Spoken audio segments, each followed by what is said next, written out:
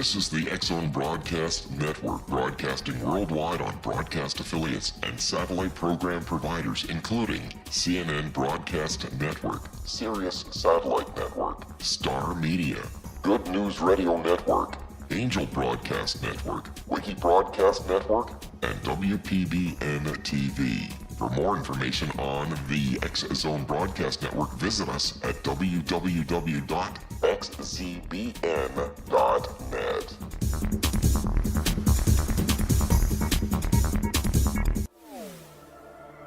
The X-Zone Radio Show with Rob McConnell is largely an opinion talk show.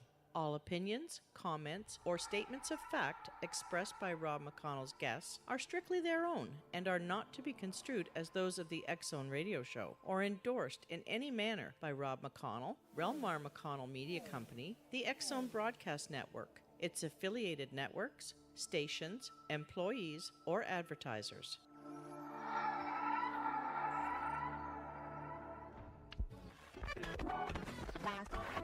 All Hit Radio.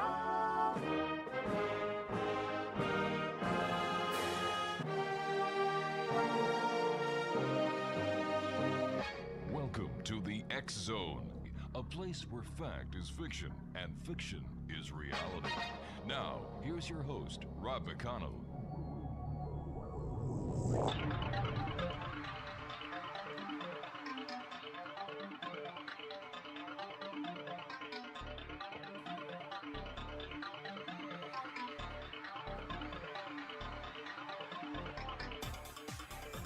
Welcome back, everyone. This is the X-Zone. I am Rob McConnell. We're coming to you from our broadcast center in Hamilton, Ontario, Canada.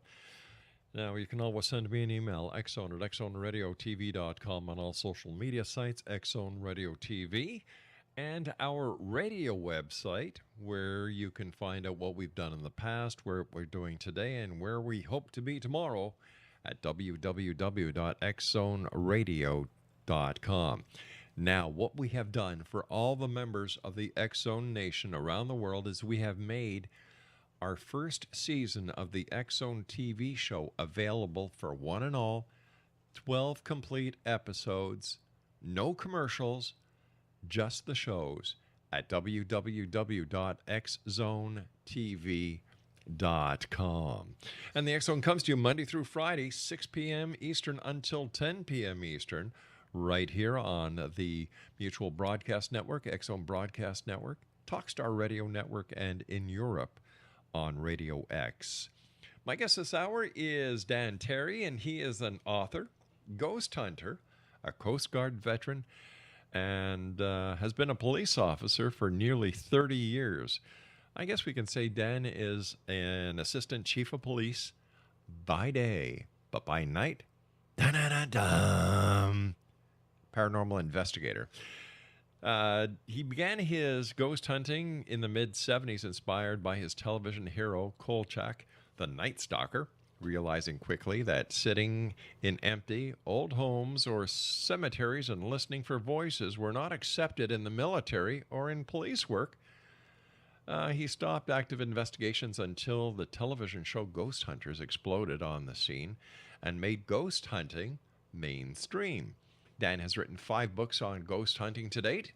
This includes the most recent book, Too Ornery to Die, in which he hunted the spirit of Missouri's first known serial killer, Bertha Gifford, from the home in which she started her murderous rampage to the jail cell where she awaited trial, slowly going insane.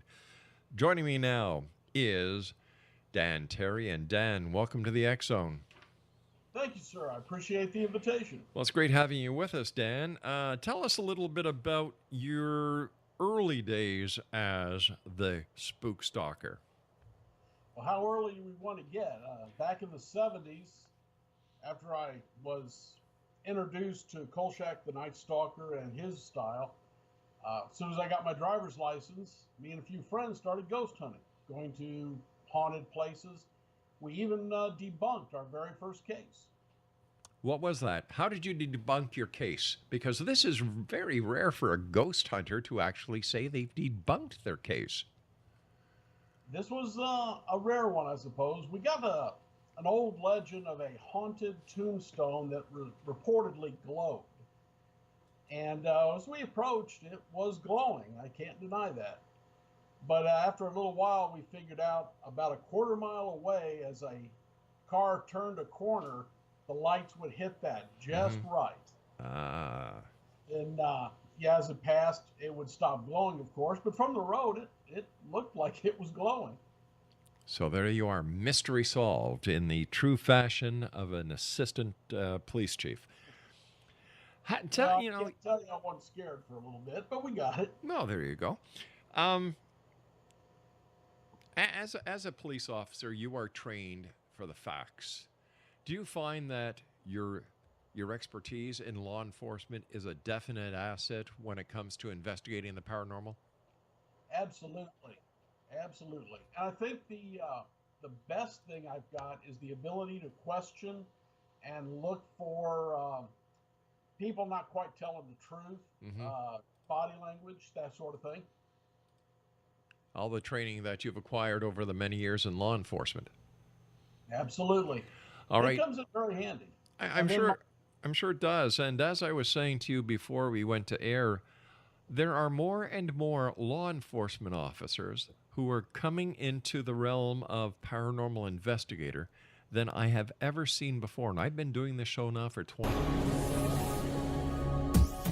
This is the X-Zone Broadcast Network, broadcasting worldwide on broadcast affiliates and satellite program providers, including CNN Broadcast Network, Sirius Satellite Network, Star Media, Good News Radio Network, Angel Broadcast Network, Wiki Broadcast Network, and WPBN TV. For more information on the X-Zone Broadcast Network, visit us at www.xzbn.net.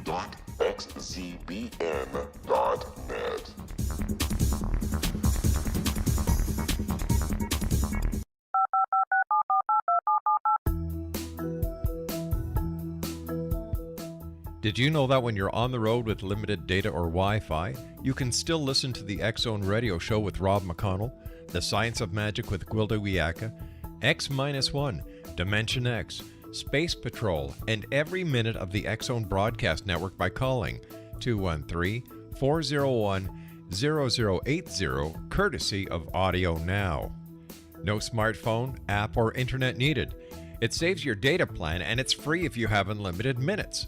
Call 213-401-0080 to listen on any phone, anytime, anywhere. Remember, 213-401-0080 for the best of the paranormal, parapsychology, and sci-fi radio programming anywhere, 24/7, 365.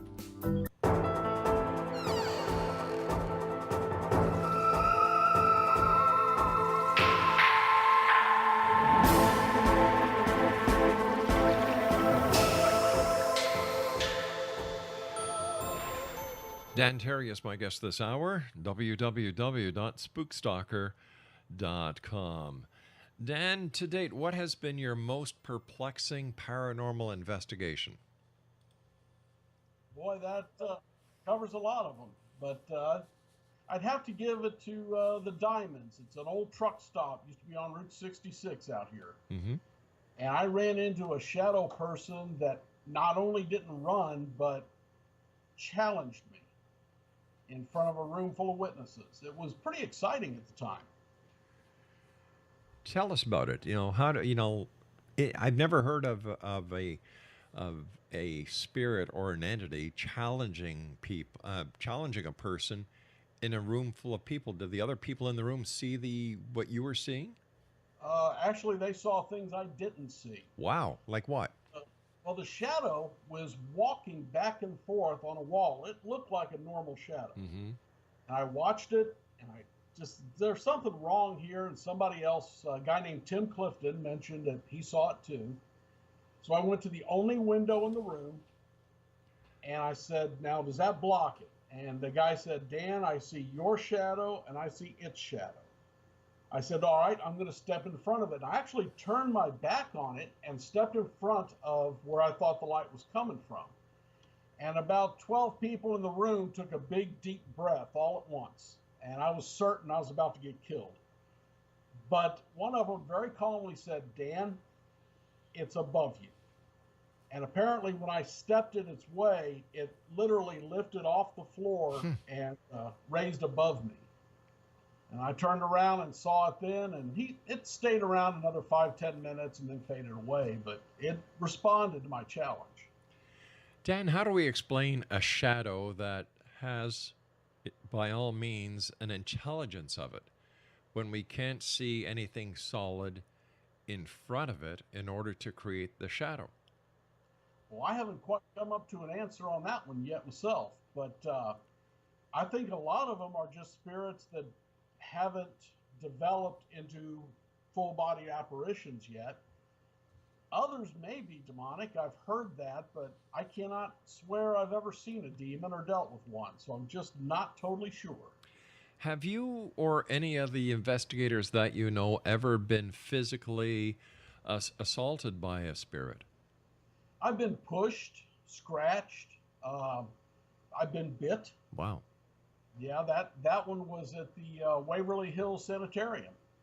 So, yeah, actually, I've known several who's been scratched. In the house you talked about earlier, Bertha Gifford. Yes. The first time we was there, investigator got scratches on the back of her neck. And that was pretty exciting. I guess it would be. But here we are in the year 2016. We have all this technological equipment, and yet we still do not understand the basic premise of what a spirit is or what a ghost is.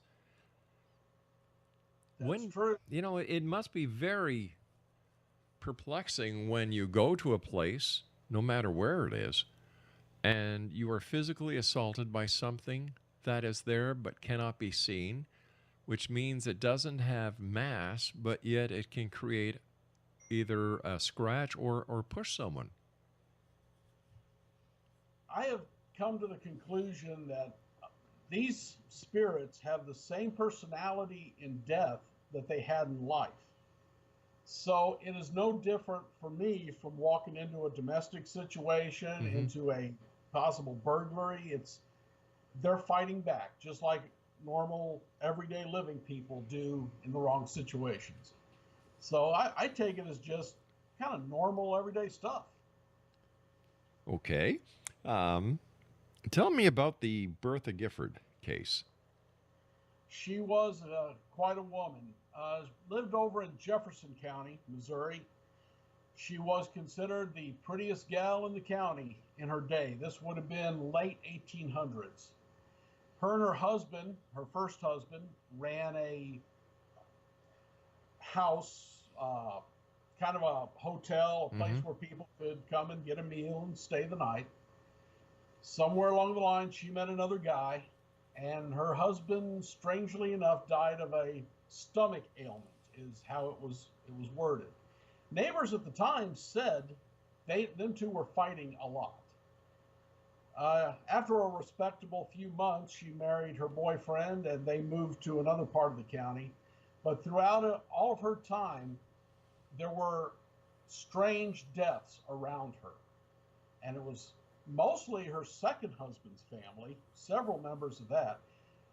They know for absolutely certain she used arsenic to poison 3. 2 children and a 70-some-year-old man. They suspect 17, and I've heard the number go as high as 32. Eventually, she did get caught, and she was arrested.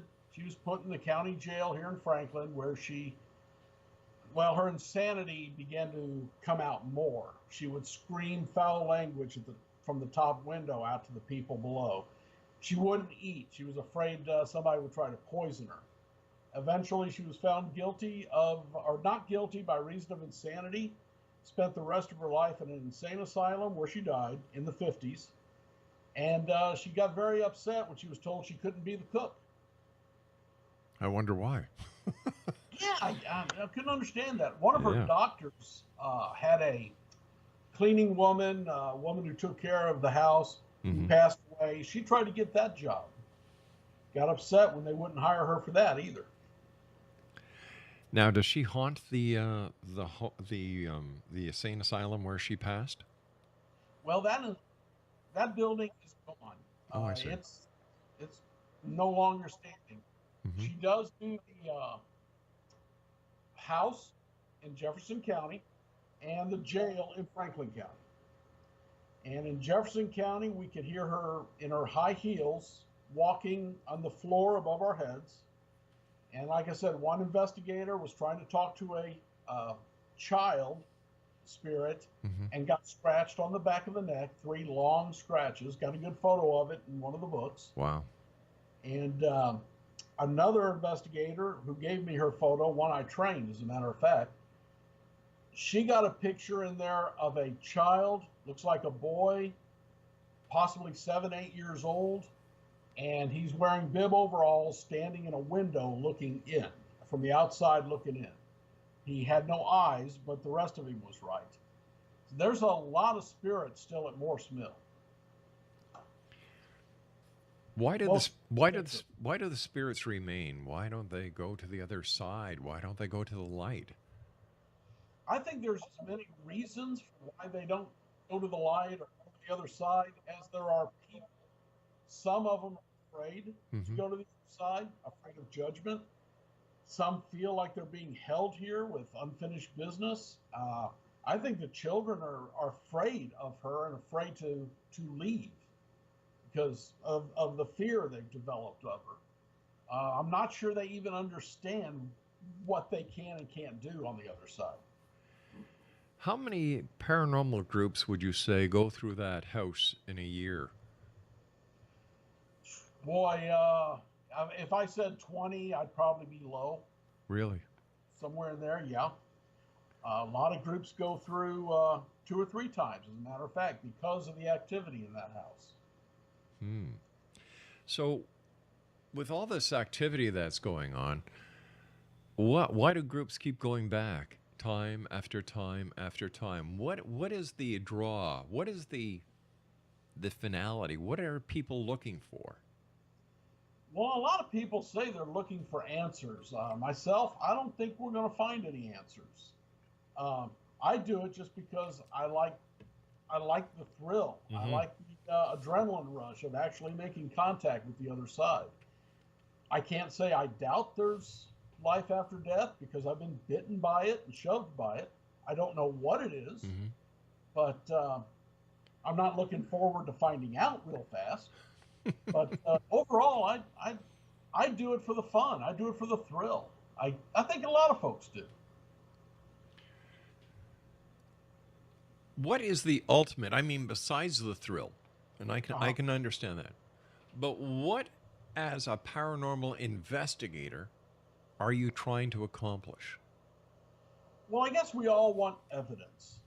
We all want proof we can throw out and get people to be amazed by it. But like I've said before, if I capture a demon and tie it up with a golden lariat, spitting fire with horns and a forked tail, and drug it into a room full of 100 people, somebody's going to scream Photoshop. And when they do, 50% of the people will agree it was Photoshopped. You just will never be able to prove this to the masses. We can only prove it to ourselves. But why do you think there's so much skepticism when it comes to what paranormal investigators truly believe as evidence, and when they do show it to the masses say Photoshop? What has caused this mistrust? I don't know if it's mistrust as much as it is simply they don't want to know. In fact, I had an investigation here just recently where this one guy kept swearing his mother was dead. The Bible told him that when she died, she went to heaven, she went to hell, but she was not on this plane. And when I proved to her that it was his mother, it was an amazing experience how he cried and just fell apart in front of me. How did you prove to him that it was his mother?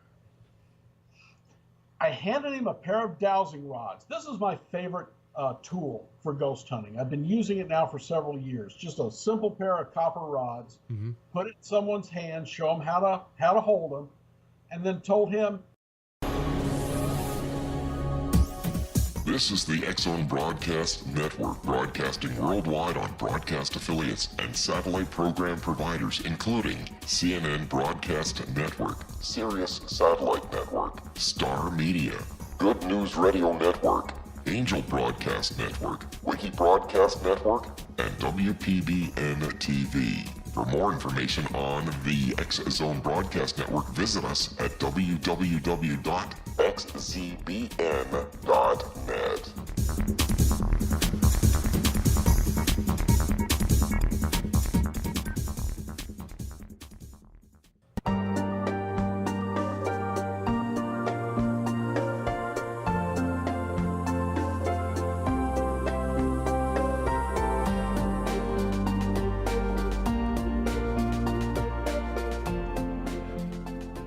Dan Terry is our guest this hour. X-Zone Nation website, www.spookstalker.com.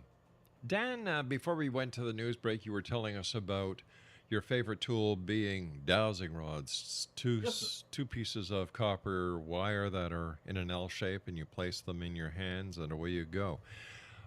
Why do you put so much faith into the dowsing rods? They just have worked for me since the very first time I used them.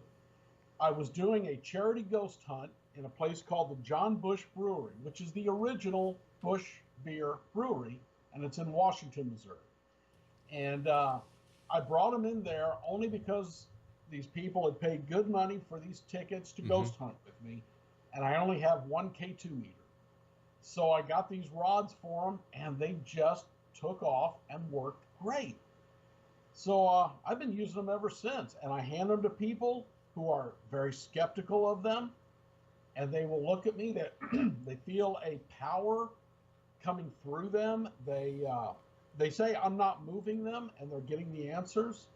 It's just a remarkable ghost hunting tool.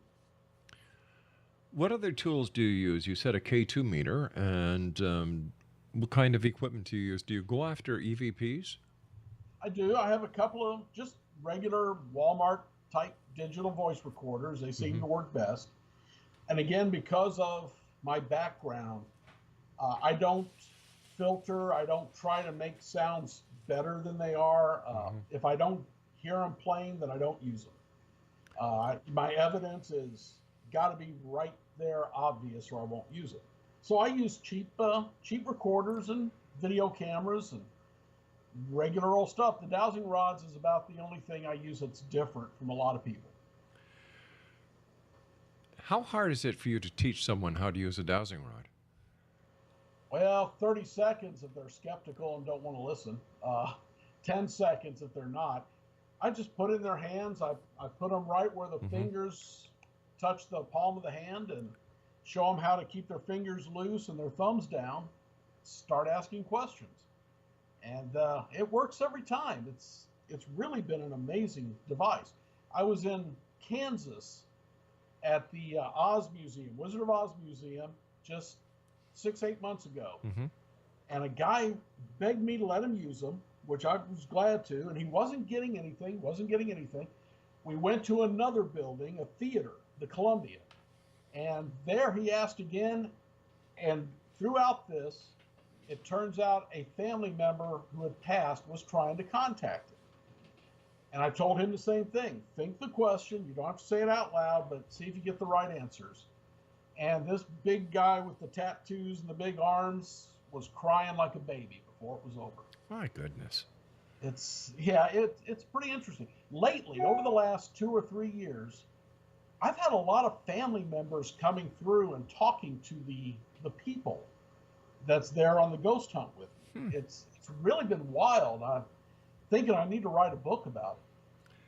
Do you think that that these spirits are coming through while you're there because you were sensitive and they can tell your honesty and that you exude integrity when you're doing it because of who you are?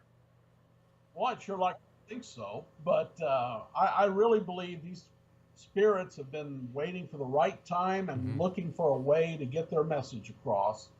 Mostly like this fella in Kansas, the message was, it's okay, I'm all right. But yeah, I think it's the right time, right place, right time, right tools. And they're taking advantage of it. They're taking advantage of it. Who are the they? The spirits. I really believe the spirits of these family members are coming through just to make contact and give these folks some comfort. I did one last fall, and actually it was a local county queen contest for the county fair, and they asked me to do the ghost hunt there at the Bush Brewery for them for a photo op, and about 4 of them had family members literally come through. One, a boyfriend who had died in a car accident about 8 months earlier, and she ended up calling his mother to come because he was there giving the messages. And I wasn't even in the room. I'd shown them how to do it and walked away for a while. And these folks were getting the answers, the right ones. So it's the spirits wanting the right time. I provided them with the means, and they took it over. But how did the spirits know that these people were going to be there? Oh, it could be they just they can see the future. I don't think time has the kind of linear meaning on the other side it does for us. Or the spirits are following them all the time, and this was their option. This was their opportunity. It happens so often. It's amazing to see these people start bubbling up and crying when they reach someone. Yeah. Do you think that the veil between this side and the other side is getting thinner? I think it is. Like I said, this has started just in the last 2 or 3 years. When I started ghost hunting in the 70s, maybe I just didn't know what I was doing, but I wasn't finding the kind of stuff I'm finding now. Is it because people are more open to it thanks to Ghost Hunters and Ghost Academy and all those? It's possible. People are just more open, so there's more coming through. But either way, there's some reason why the ghosts are more active now than they used to be. Now, when you do an investigation, do you bring other investigators with you? Do you bring a psychic or a medium with you? Or do you stick to the tried and true of the dowsing rods? I have a sensitive on my team that I use a lot. His name is Tim Clifton. I was actually working a local ambulance shed that was haunted. And he wasn't with me. He'd been in a car accident, wasn't available. Geez. I didn't even tell him I was going. Get a call in the middle of it. I answered it, and he said, Dan, I said, Tim, I'm busy. He goes, I know, there's an old woman there in the room who wants to speak. She does not want a lot of attention. She wants somebody to know she's there. She's a mother figure, and in World War II, she did something, maybe draft board, something to do with the war. And it turned out the main ambulance guy, the guy who runs it, older lady had recently passed. He considered her a mother, and she met her husband working in an airplane factory in St. Louis. And it just, everything worked out just right. That's why I believe in this sensitive. Exonation, my guest this hour is Dan Terry, and his website is spookstalker.com. Now, are there any Civil War or early battlegrounds that you have investigated? Oh, yes, sir. We was in Kansas, and it was one of the last battles as General Price was getting out of Missouri trying to get back to the South. He had a large Union force right behind him. We went there, we camped out, and the strangest thing that happened, we got to the point where there was a fight as they were trying to get the wagons over a creek. On the way back, something was walking in the woods around us, and there was about 6 of us that heard it, and we could hear their footsteps. They escorted us towards the bridge. When I stopped and challenged them, I would say easily 50 owls started screeching, and they continued this loud, incredible screeching as we exited quickly to that footbridge. And I mean, literally, as soon as the last person stepped off that bridge, the owl stopped. Bang. And that was pretty wild. We got a lot of interesting evidence that day at that battlefield. What kind of evidence did you get? We got some voices. I was with another group, actually. I was with Kansas Paranormal Research Society. I work with them quite often. There's several groups that allow me to work with them. And their psychics were sensing stuff. Got some orb photos, some very, very powerful orb photos. They got some EVPs of rifle shots, as a matter of fact. And we didn't hear them at the time. Yeah, it was an interesting place. How do we explain that EVPs cannot be heard at the time of recording, that they're only heard after when the recording is played back? I have an explanation for that. It's happened to me several times. In fact, I only remember one time I was in a room and I suggested the ghost was hanging around waiting for his wife to pass, and we heard a loud no that didn't record. But we all heard it. Wow. Other than that, usually we get them both. We can hear them, then we can record them. But I really don't have an explanation why sometimes it works, sometimes it doesn't. As an investigator, not only a paranormal investigator, but also as a trained law enforcement officer and being the assistant chief of police of a police department, what is your most perplexing part about investigating the paranormal? Well, of course, I can't question the spirits. My best tool in police work is watching people. It's watching them when they lie, watching their eyes move, watching their body language. I cannot do that with the spirits. I have to take them at their word. Has there ever been a time in your law enforcement career where you have been helped by a spirit in solving a case? You know, I cannot say that it has, no. I've had people come to me with ghost problems while I was on duty. Right. But no, I can't say I've had a spirit help me yet. The people who come to you with a ghost problem while you're on duty must find it very comforting to know that you believe and you don't think that they're ready for a Section 8. They really, the biggest one, the most interesting one, it took him about 30 minutes of talking with me to finally breach the subject.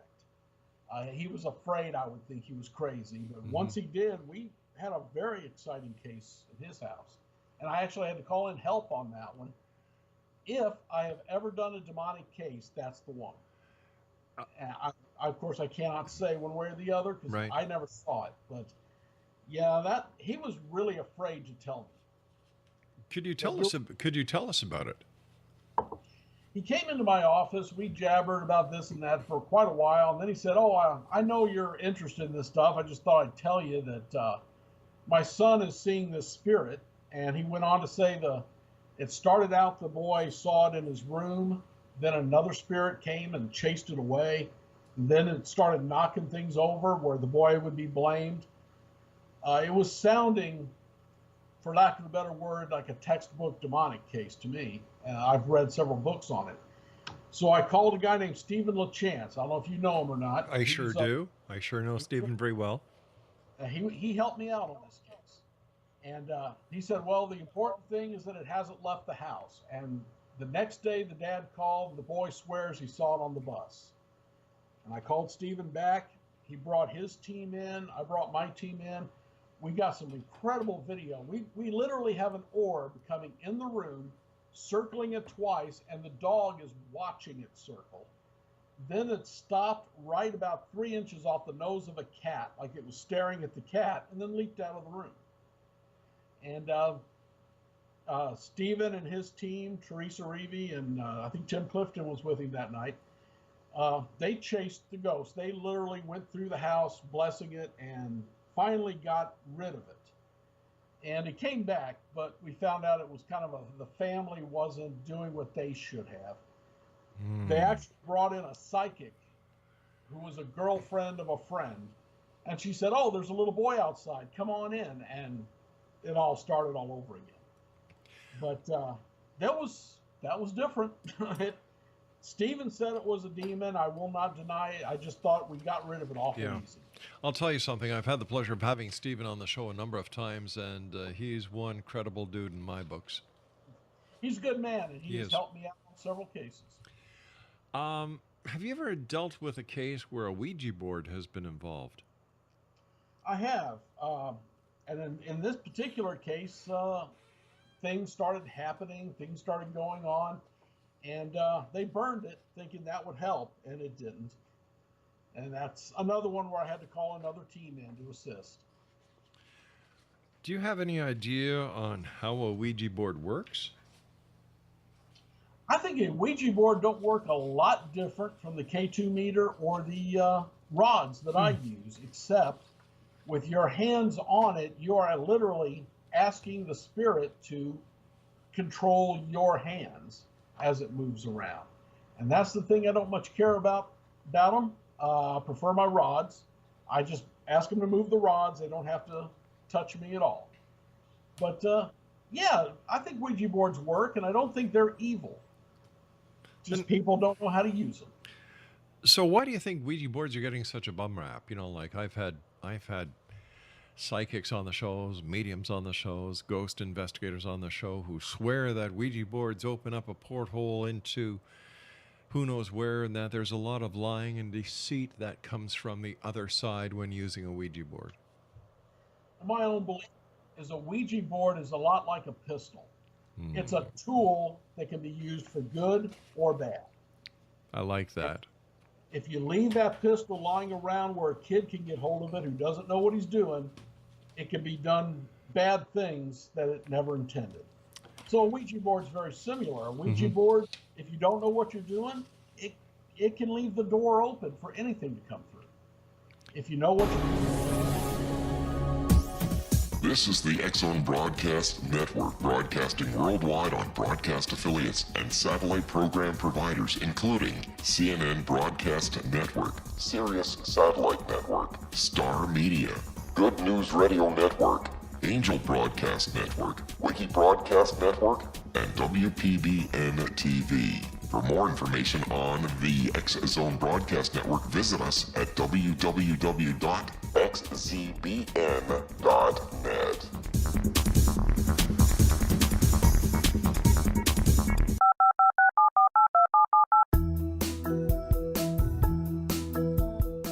Did you know that when you're on the road with limited data or Wi-Fi, you can still listen to the X-Zone Radio Show with Rob McConnell, The Science of Magic with Gwilda Wiyaka, X-1, Dimension X, Space Patrol, and every minute of the X-Zone Broadcast Network by calling 213-401-0080, courtesy of Audio Now.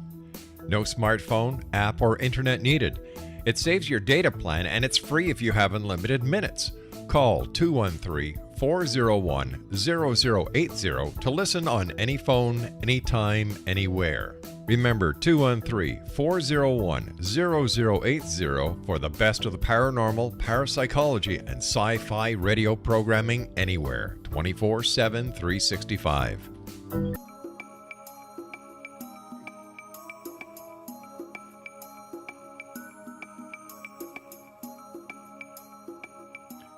Dan Terry is our guest of this hour, X-Zone Nation, www.spookstalker.com. First of all, Dan, I want to thank you so much for joining us tonight here on the X-Zone. It's been a great pleasure having you on, and thank you for sharing the cases that you've worked on over the years. And I want to wish you much success with your books. And where can your books be found so our listeners can buy them?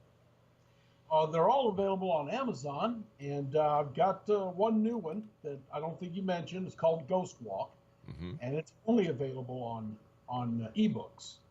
And then Too Ornery to Die is also available as an ebook now. Excellent. What are your final thoughts tonight that we can share with the X-Zone Nation?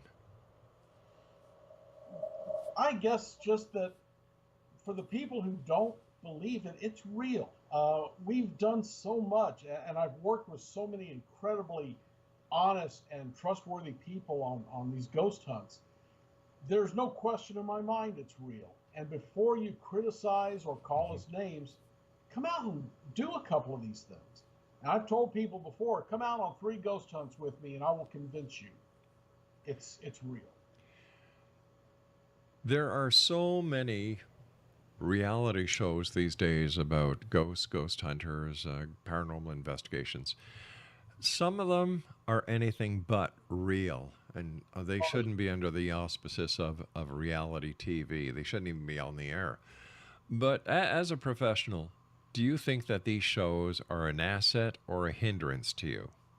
I think they started out as a definite asset. It really brought this into the mainstream. Right. And as you said in your introduction, which was very nice, thanks, I had to hide this to do my job as a sailor and as an officer. And now people will come to me for this, thanks to ghost hunters.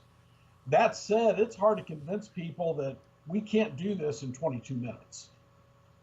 I cannot get you all this evidence in half an hour. It takes hours and hours of this, and it's dull.